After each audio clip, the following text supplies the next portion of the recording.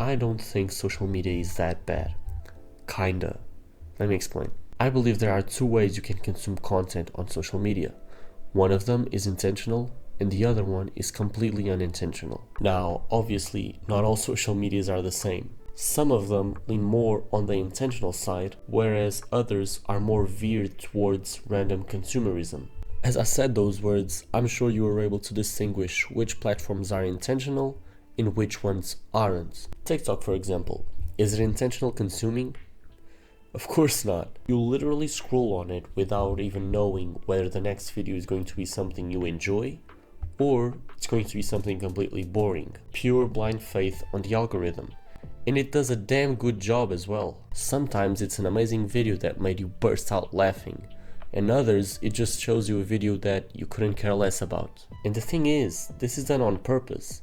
These companies know that our brains work based on something called random intermittent rewarding. We'll touch on that in a second. And the thing about these platforms is that we don't even realize we're addicted. I'll use me as an example. I stopped using TikTok for about 8 to 9 months ago. Why? Because I realized I just did not have enough time to accomplish everything that I needed to do. It felt like my day had to be 30 hours in order for me to get everything done. And that's when I realized that something was deeply wrong. I mean, listen, if Elon Musk can run like 10 different companies within 24 hours, you're telling me I couldn't organize my life with that same amount of time? Yeah, I could. The problem was with how I was spending my time. So I went back to the drawing board to analyze how my time was being spent. To my amazement, I was spending at least 2 hours a day on TikTok. 2 hours? That's insane. How could this be? I only used it when I went to the bathroom or, when I was eating. Yeah, we've all been there. But it adds up quickly. And the first step is being upfront with yourself. If you're spending hours every single day non-stop, then yeah, that's an addiction. Now, the reason I say social media isn't that bad is because it's a gift, right? The fact that you can listen to a podcast from a very successful person is amazing, because chances are, if it weren't for social media, you would never come into contact with that type. The fact that you can meet new people online, or even just stay in contact with the ones you already know, that's all fine and well. The problem is when mindless consumerism enters the picture.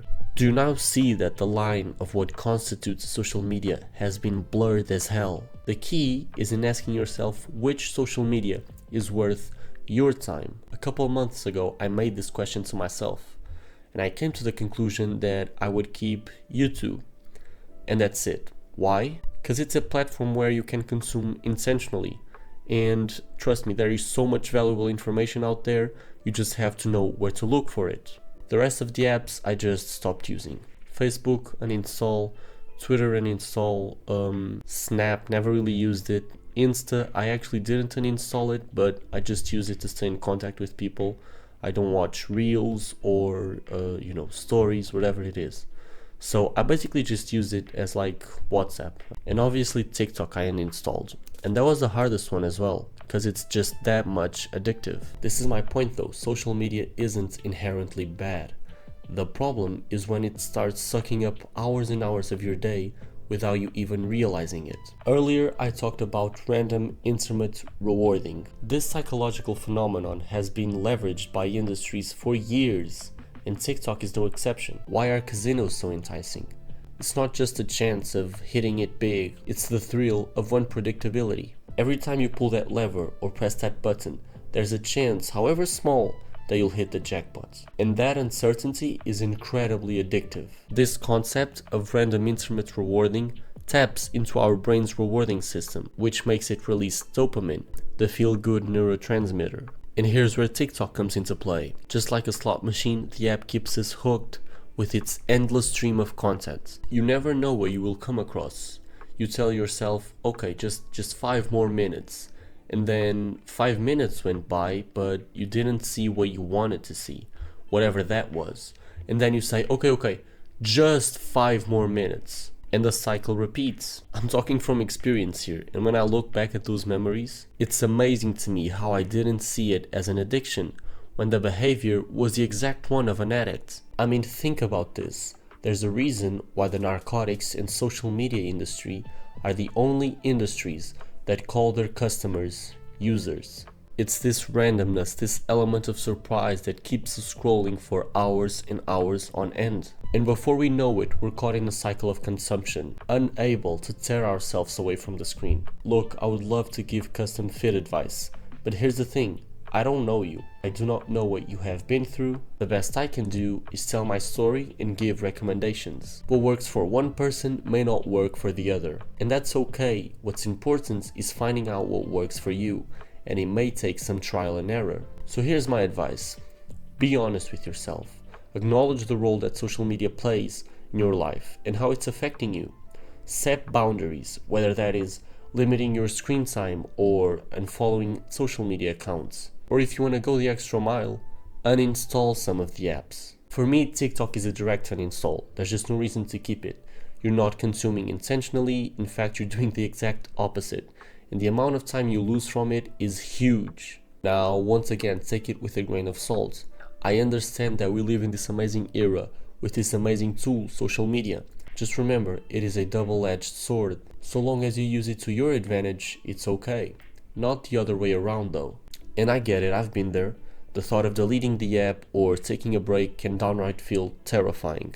But here's the thing, sometimes the things that scare us the most are the things we need to do the most. So think about this. What are your objectives when using social media? Maybe talking to friends or learning new and exciting things.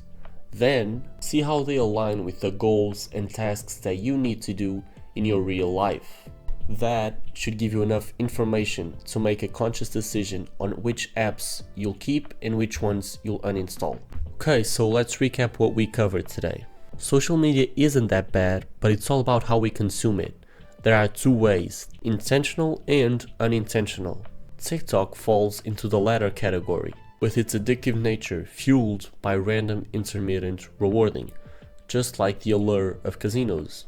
So, it's important to be honest with ourselves and acknowledge when our social media usage becomes an addiction, setting boundaries and uninstalling apps that do not serve us any longer. These are crucial steps towards reclaiming our time freedom and our mental well-being. But remember, what works for me may not work for you. It's all about finding what's best for your circumstances and being willing to make the changes, even if they are scary at first. So, whether it is limiting time screen, unfollowing accounts, or even uninstalling some of these apps, take control of your social media habits and use these platforms to your advantage. After all, it's not about demonizing social media, it's about harnessing its power for good. Okay, I think that's it. Gotta do the outro now. I don't think I'll ever get used to doing outros, it's just kind of weird. But yeah guys, I hope you got some value out of the video. If you did, please leave a like. These videos are a ton of work, from research to editing. I think editing is the worst part. But yeah, seriously hope you got something out of it, and I wish you the best of luck in taking control of your social media habits. With that said, I'll see you in the next one.